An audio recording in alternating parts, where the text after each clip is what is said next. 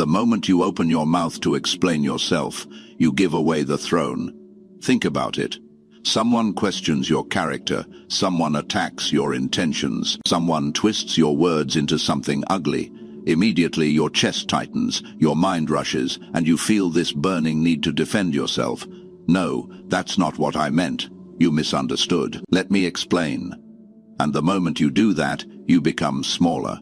Not because what you said was wrong, not because the accusation was true, but because defense is submission. The one who explains is the one who kneels. The one who justifies is the one who gives the other person the authority to judge. You may not realize this yet, but every time you defend yourself, you silently declare, you have the power. I need your approval to feel safe. This is why Machiavelli didn't just warn princes about their enemies. He warned them about their own instincts. Today, you will learn the single most counterintuitive principle of power. You never defend. You never explain.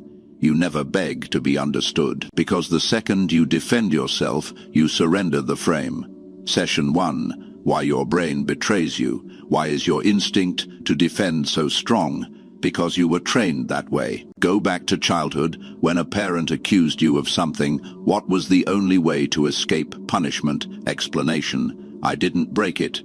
I didn't hit him. It wasn't me. Your survival depended on proving your innocence.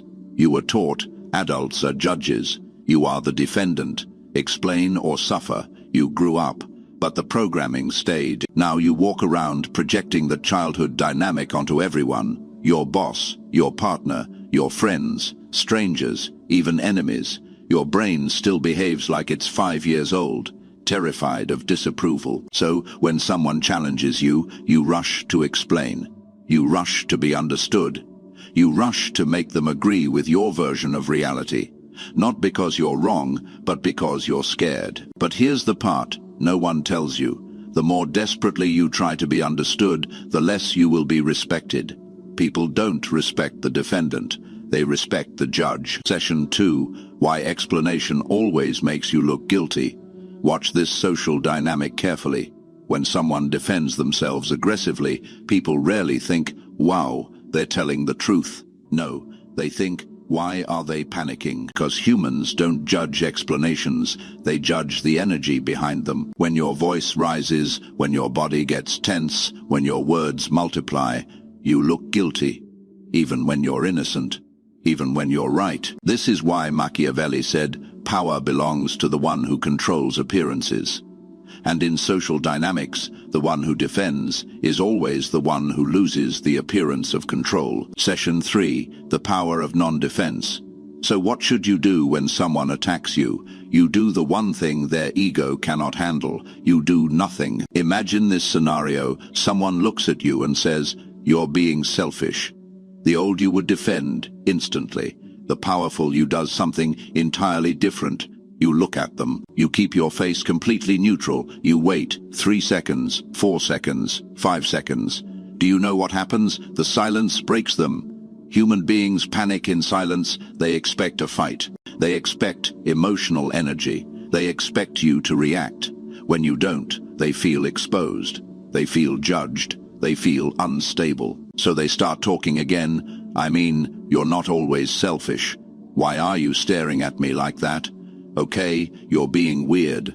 They start defending themselves against your silence. This is the power flip. The attacker becomes the attacked. The judge becomes the judged. The accuser becomes insecure. And you said absolutely nothing. This is what Machiavelli meant when he said, never outshine by effort what can be done through stillness. Session 4. Agree and amplify. The dark weapon. Sometimes silence is not the best move. Sometimes the accusation is ridiculous. This is where you use the technique of agree and amplify. Attacker, you're greedy. Weak reply, no, I'm not, I'm just responsible. Powerful reply, absolutely. I swim in gold coins every night. It's terrible for my posture. Attacker, you think you're better than everyone. Weak reply, I don't. Why would you say that? Powerful reply, I know, it's exhausting being this magnificent. What happened? You refused the frame. You refused the shame. You refused the courtroom. You turned their attack into a joke, and with it, you proved something important. You are not insecure about the topic.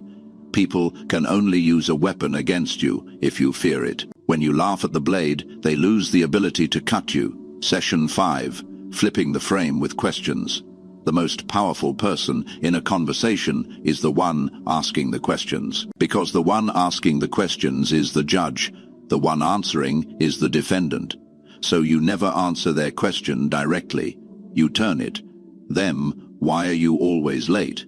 Weak, I hit traffic. Strong, why does my arrival time bother you so much? Them, you're being ridiculous. Weak, I'm not being ridiculous. Strong, what makes you need to call it that? Them, you don't care about anyone. Weak, yes I do. Strong, what makes you feel that way? Notice the shift. You are no longer defending your behavior. You're analyzing theirs. And that is unbearable for most people because it forces them to face themselves. Session 6. The fog bank, neutralizing the attack. Here is one of the most advanced techniques. Agree with the truth, ignore the insult. Example, you completely messed up this project. You are incompetent. Weak reply, I'm not incompetent. You're just being unfair. Strong reply, you're right. The report has errors. I'll fix it. Notice you accepted the fact. You rejected the shame. Only a confident person can do that. This immediately removes the attacker's power and makes them look emotionally unstable. Session 7. The root of all power, self-acceptance. This is where we go deeper. Why do insults hurt you? Why does defending yourself feel necessary? Because somewhere inside, you fear the accusation might be true. If someone calls you stupid and you don't believe you're stupid, you laugh. If someone calls you selfish and deep inside you fear you might be, you defend. So the real power is internal. Own your flaws. Accept your shadow. Integrate your darkness. You cannot shame a person who has nothing to hide. When you accept yourself fully, you become transparent. People throw insults and they pass right through you. You cannot stab a ghost. Session 8. The 7-day challenge. The transformation. Now it's time for practice. For the next 7 days, you are forbidden from explaining yourself.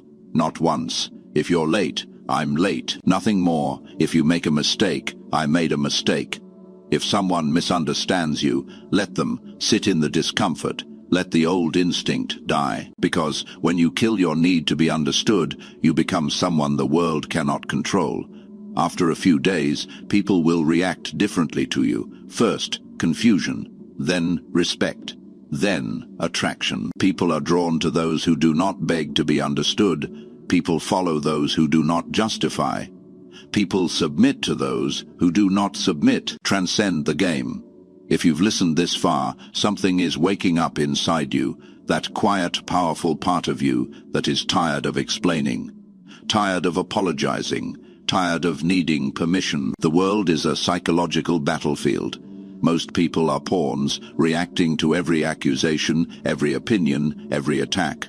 But you're ready to move differently. You're ready to rise above the emotional noise, to stop defending yourself, and to start controlling the frame. If this philosophy speaks to you, if it feels like the missing piece you've been searching for, then you already know what to do next. Subscribe. Not because I asked, but because you're stepping into a new identity, one where you no longer chase power, you become it. I'll see you in the next video. Don't let them see you coming.